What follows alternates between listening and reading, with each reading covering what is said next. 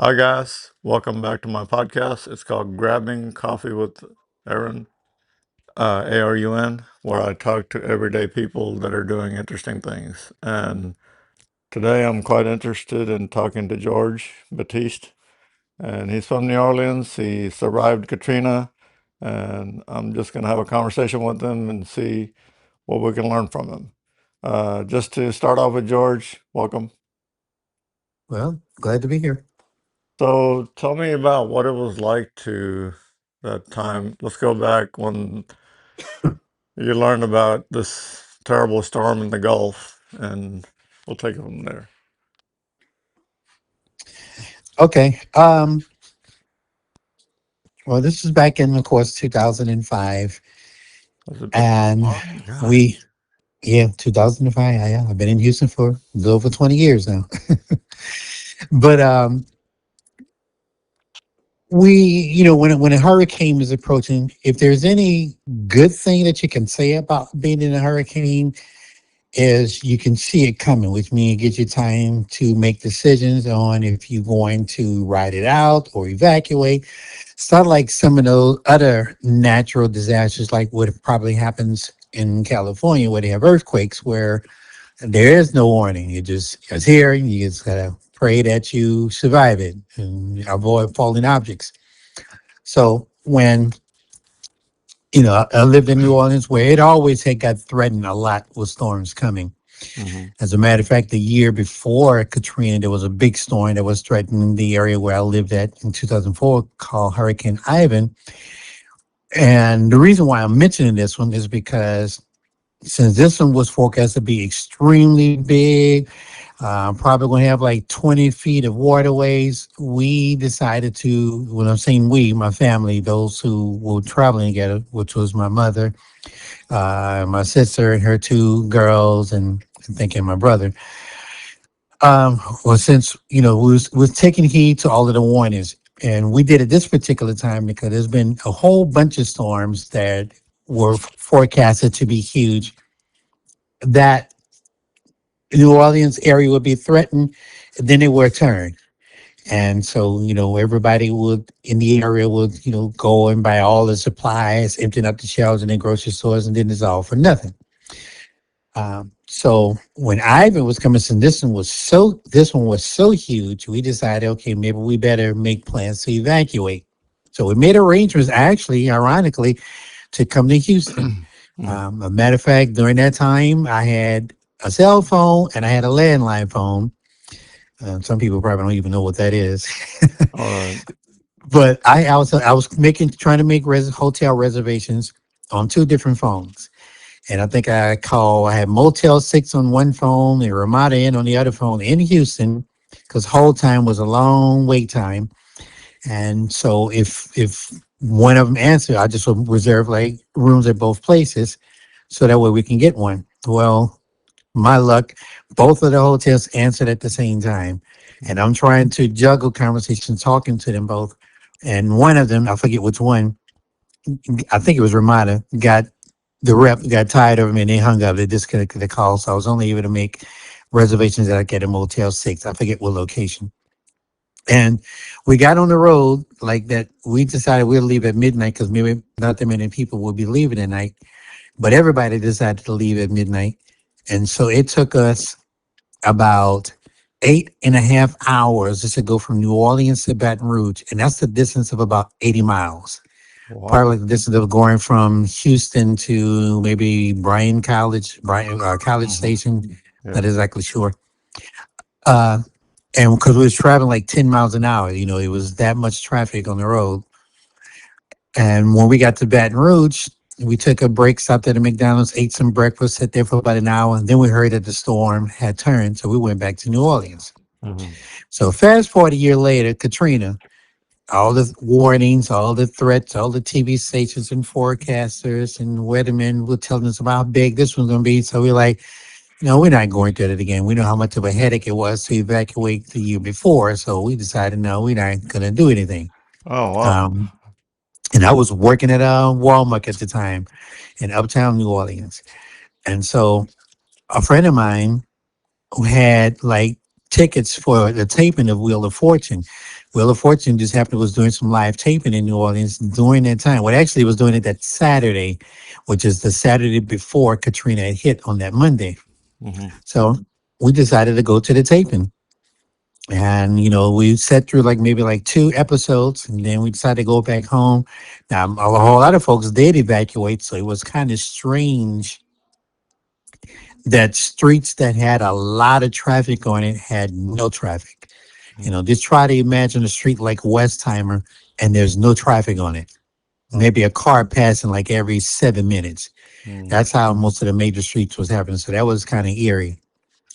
And so the friend went home, I went home, and there was a neighbor who she was evacuating and she wanted us to help her to pack up her stuff so she can join her husband who was working in New Jersey and she was going to go there. Well, Sunday morning when we woke up, we checked the weather and like, uh-oh, this storm is not turning. Mm-hmm. So by that time, it was too late. Matter of fact, the mandatory evacuation was not ordered by the mayor of New Orleans till like that Sunday morning, Mm-hmm. which he probably should have issued an order maybe the day before, like some other surrounding parishes had done.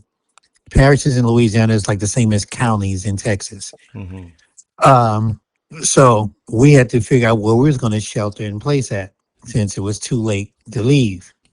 Now, my brother just happened was working security for a company called USF&G, which they patrol the Superdome and all that particular area. Mm-hmm. And he has suggested that we come stay there because those who were family members of employees of the Superdome or companies that they contract out, they was going to have us staying in like the luxury boxes Oh, you guys where get we can royal camp out treatment. up. You got royal It, treatment.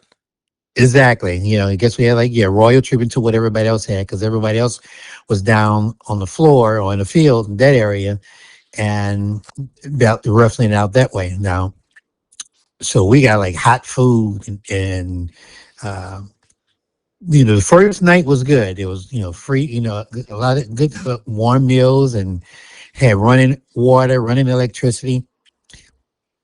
So that Monday morning, because I was one of those, I couldn't sleep. Usually when disasters happen, I kind of like build up a little adrenaline about it, following it. So I think some of my family went to sleep, but I didn't. I stayed awake, listening to the weather, listening to whatever I was listening to. And around 4 o'clock in the morning, that's when I could hear the winds approaching. That it was getting heavy outside of the Superdome, Mm-hmm. and it intensified as time went by. At 6:30, that's when the power went out in the Superdome, Mm. and everybody was like a big round. Woo! Everybody adjusting to the lights going out, and then only emergency lights coming back on. And as that day went by, the winds got stronger and stronger and stronger.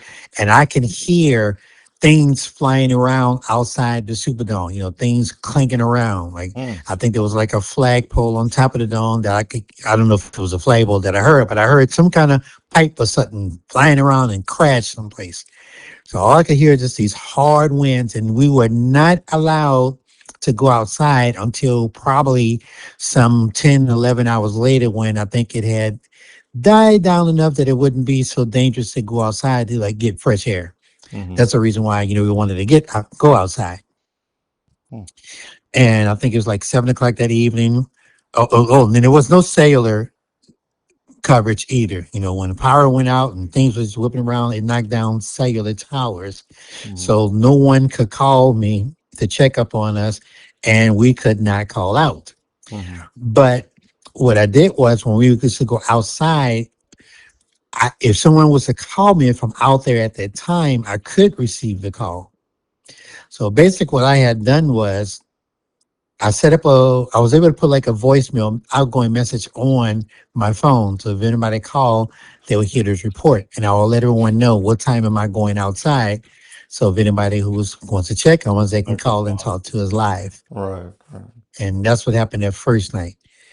The and of course, as each day went by, when there was no electricity, that's when services just start to being unavailable. Not bad.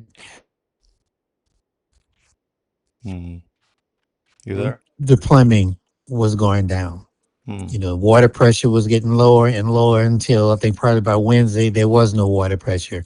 Oh, So, wow. which means using the restrooms was not a good place to be. It was 25 times worse than maybe a porta potty at a carnival.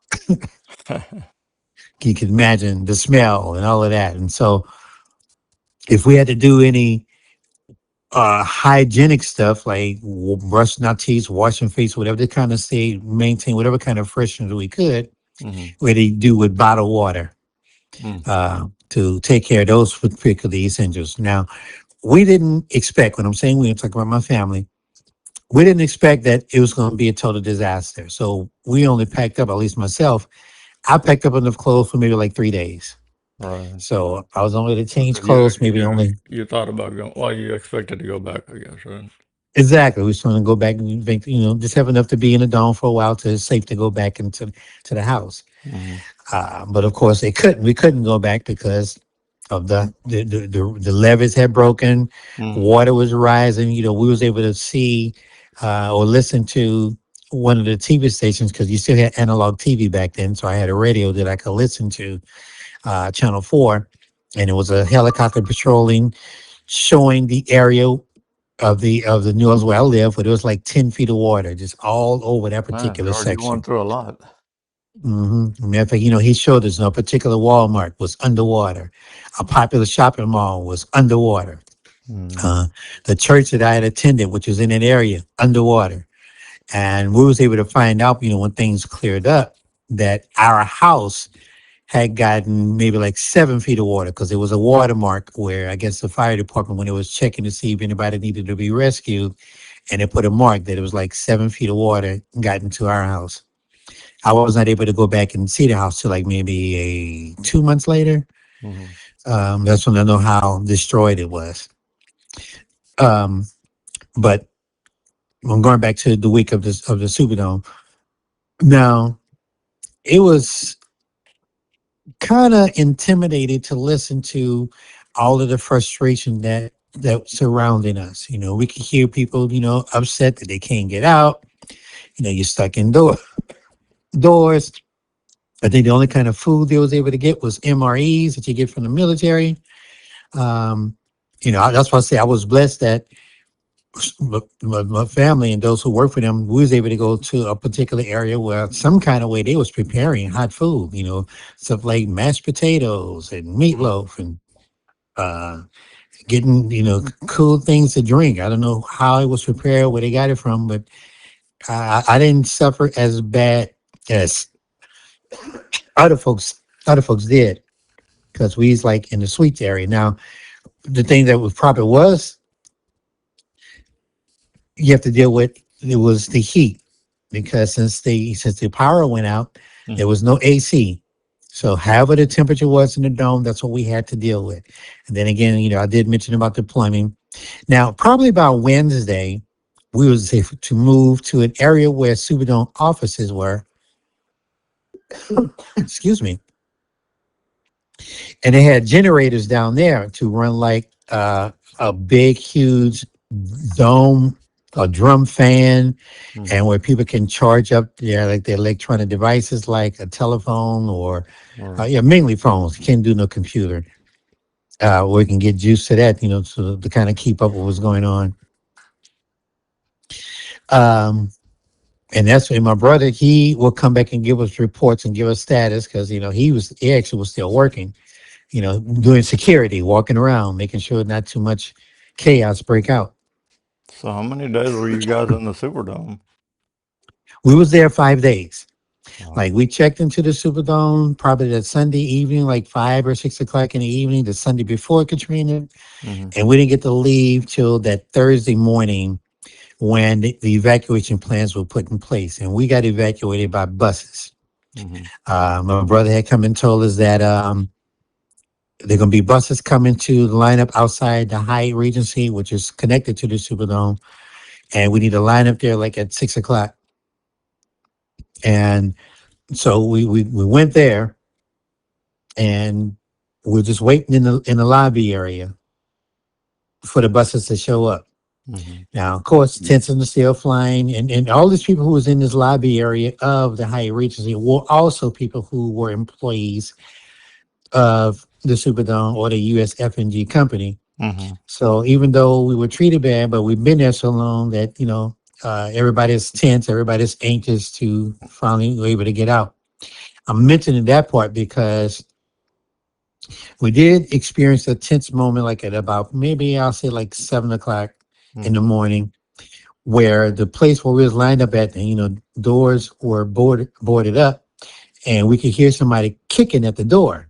Mhm. So we didn't know if this was official people or looters or whoever it was. We just kicking to it, so everybody's like on alert, standing by. I'm trying to embrace to see who's going to come through this door. And actually, and then those who was working for the security company, including my brother, they was there on guard too. They got their sidearms ready that if anything was to get out of control, they will have to go into defense mode. Mhm. But it actually was the military who was coming through the door. And they was, they came run through there and they told everybody to calm down. It's the military. And they was telling the other coworkers, put your guns back in your holster. Stand down, stand down. Mhm. But, that just was exciting because we didn't know who was kicking at this door. We know what's going on around the city Right. that, people breaking into stuff, going into stores, looking for supplies. So we think somebody's trying to break into here. So it was kind of like a tense moment for like maybe 2, 3 minutes, which probably felt like Mhm. about 10 minutes. And they ran through. There's like six of them, and they ran through wherever they was going to go set up shop at. And so we finally the buses did not show up to probably like about 8:30 or 9 o'clock. So now we're trying to figure out who's going to board the buses first. Mhm. I don't remember how many buses it was, but one thing that my brother was, he was going to make sure his family got on there first, no matter what.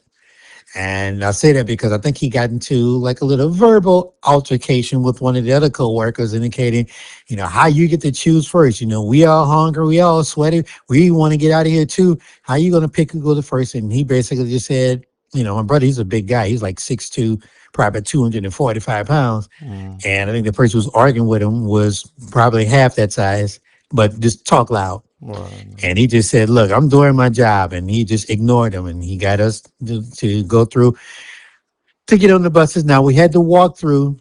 All of the water in downtown area has not submerged yet. So we had to step in like maybe a foot and a half of wherever this water had come from, sewage water, river water, whatever Mhm. the water had built up, the flood waters.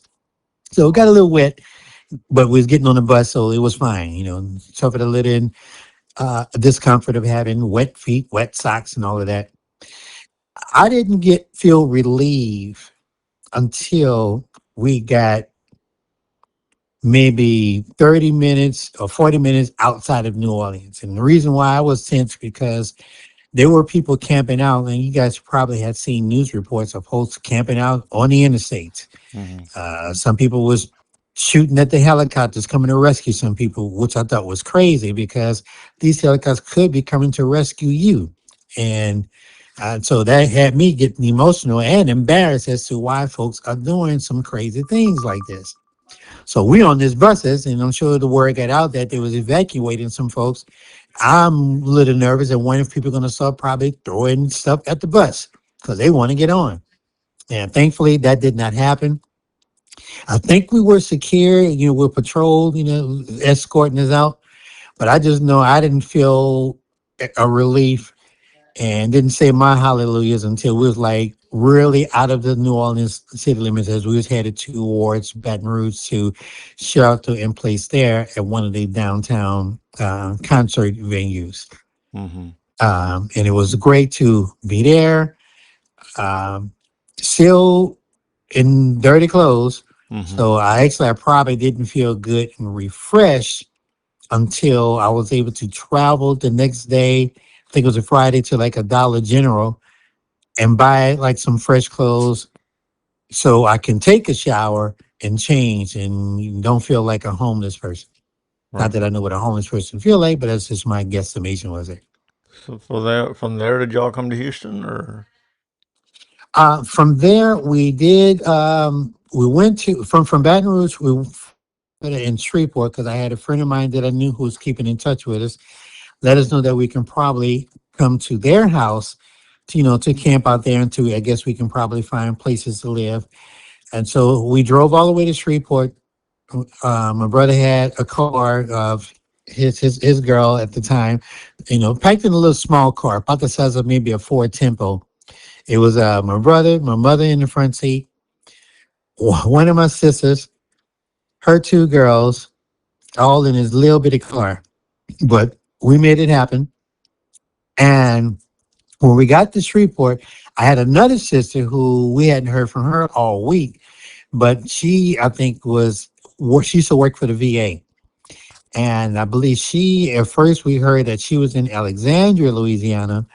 But then when we finally made it to Shreveport and we was unpacking the car with the supplies and stuff that we had, we finally heard from her, and she said she was in Houston.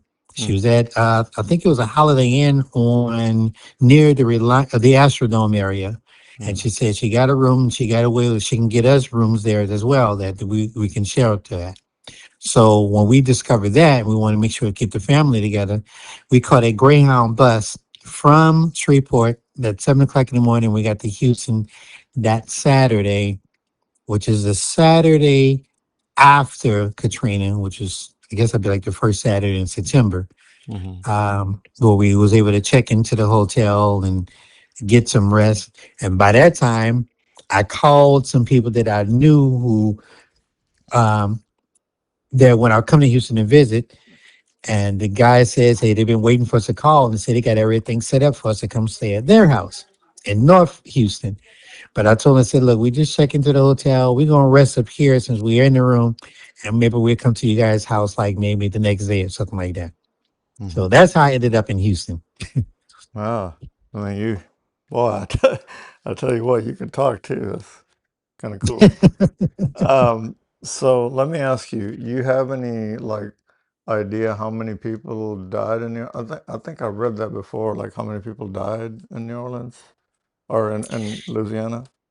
I think I heard a number two of some documentaries that I had watched that I think is either 1,200 or 1,700 people had That's a lot actually of people. Yeah. did not survive or was not unable to evacuate or something like that. I'm not sure. Yeah, I think that was a number. So how many people actually left Louisiana to come to Houston? You have any idea? Probably several thousand, right? I'm trying to think. I think the number was maybe like like a total maybe, I think it was like about 250,000, I think, or Oh, that's a lot. 200,000 That's a lot of evacuated people. here to, Texas. And, Hmm. with a large population of them coming to Houston, some folks went to Atlanta. Hmm. And then the other rest of the city just went wherever they could go to. There's some went to Alabama, different parts of the country, wherever they decided to go and evacuate towards. If they left before or if they left after, the storm. But I know Houston and Atlanta was like the two closest major cities that took in a lot of the New Orleans natives. And that was good. And I would say the city of Houston, which I always was a big fan of the city. Even before I moved here, I used to like come and visit here. I was a big Astros fan. I was a Houston Rockets fan. Uh, Basically, that was the closest basketball team and baseball team to New Orleans. So that's how we was able to latch on to that. Um, but the city, for the folks, the service that I didn't count and the people that I've met were very nice to us. I was very appreciative of the city, the choice that I made because everybody wanted to really, the hospitality was second to none. We'll pull up at a gas station. People see a Louisiana plate. So Hmm. people would insist that they fill up our gas. Um, People was donating things to us. So, Right. being here to Houston was a great experience. And I guess it was even great because I was able to find work here as well. I decided to stay. So let me ask you, have you been to back to New Orleans lately, or how long has it been since you've been back? I go back as often as I like. I do miss the city. I love the live entertainment. I love the food. And, we still have some family that lives there that went back. So I go as often as I could. As a matter of fact, I was just down there last probably I know I was there in December. I was trying to think. Oh yeah, I went to New Orleans in December. I spent 5 days over Christmas visiting friends and family. But I used to find myself going back to the city like maybe every 6 months or once a year. Never let too much time go by because it's easy to go back to the city. How Just so? straight down How is I-10 East. how is it now? How is the situation now? Has things kind of come back to normal? It's been 20 years, right? Correct. Some of the residential areas probably still look kind of deserted and depleted, and a lot of blighted properties. But for the most part, I would say maybe 80% or 70 to 80% of the city has revitalized. They definitely did work on the tourist area just so they can get the economy going back into the city. So the French Quarters area, downtown, around the Superdome, those areas, the casinos, that, yeah, that's definitely back to normal. But out in the neighborhoods, like even the neighborhood I lived in, I think they still got a lot of empty houses, abandoned houses, abandoned property. Our lot, although it's abandoned, but we still try to maintain like the maintenance of it because I still, once I probably retire from doing here or whatever I do, I'm probably am going to work on uh, putting like another house back on the property of my parents had owned. And that way that if I could make a choice of if I go back to visit, I got a place I can go and stay. And or if I decide to move back, I got a place where I can stay. So I don't know. I have some ideas of maybe turning it into an Airbnb or whatever. It's just that that's what I'm planning on do since we didn't sell the land. We still own it. And it's not a big piece of land. It's like about maybe I think it's like 2,000 square feet. Hmm. So, George, you think that if something like Katrina would come again, you think New Orleans can? You think some of these politicians have come up with some kind of solution to make sure that doesn't happen again? Oh man, I pray that they have gotten put contingency plans in place. Learn from your mistakes. I know they have definitely reinforced the levees, Right. Right. so that definitely should help. But natural disasters, no matter how much reinforcing you do, if it's going to destroy something, it will. But I know the levee system was in desperate need of an upgrade, and so that was like a hit and a half. It's like, okay, you better take us serious right now. I think they had like fair warnings, but because so many storms would come in turn, politicians didn't take it serious, or people didn't invest to improve the infrastructure of the city. But they did have enforced the levees around that area. That hopefully that if a storm comes, it wouldn't do as much damage. Now, hopefully that if something of that magnitude would happen again, I pray that people will realize that don't be ill advised. Hmm. I would say definitely evacuate. You cannot replace your life. If people were to take heed to the evacuations, probably that many people would not have uh, passed away or would not, gotten flooded out or drowned or lost lives because of that. Let me ask you, what do you miss about New Orleans that compared to Houston? I mean, what do you miss? Do you miss the food? What? I miss the food, but not as much because I can still get some of that food here in the city of Houston. It may Hmm. be a little bit more expensive than what it would cost in New Orleans, but then, I still go. It's still affordable enough that I'm thankful that I'm employed and have an income to be able to maintain that. The only thing I really do miss is the live entertainment. I'm somebody who is a real lover of live music, especially Yeah. jazz. Yeah.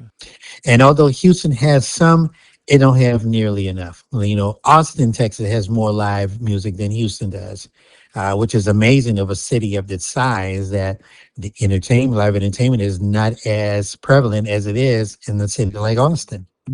So That's if there's anything I do miss that. Yes, I do miss the family support and the camaraderie of family get together on major holidays. Because, since my mother has passed away, I've lost hmm some siblings hmm that sometimes because I am accustomed to family gatherings and I love that kind of environment, I don't get to experience that much anymore because it's just me. The one last question I wanted to ask you, George, was what could the government have done better to make it so that that we couldn't have lost that many people, or there could have been a better system of evacuation. What do you think? Okay, I will say for his local government, Mm-hmm. federal government, both of them working together. It's time to, don't even think about the party lines and all of that stuff. Right. These days people are partisan conscious so much. But if there is an evacuation plan in place, a disaster plan in place, make sure you implement it and implement it a lot sooner than before it's too little too late. Remember, I said earlier how the mayor didn't issue the mandatory evacuation till the day before. Mm-hmm. That I think that should have happened probably Friday or even Saturday. And then for those who probably were not able to get out because they don't have the resources, then have something in place that you can take them to maybe a surrounding city to ride it out. Because it's all about saving lives. Forget about your party, Right. um, uh, your titles, and all of that. Being loyal, be loyal to saving humanity and saving people. It's almost like when the stuff happened with 9/11. All the New Yorkers, they band together to help each other. Right. And so, if anything that the government could take lessons from is that way.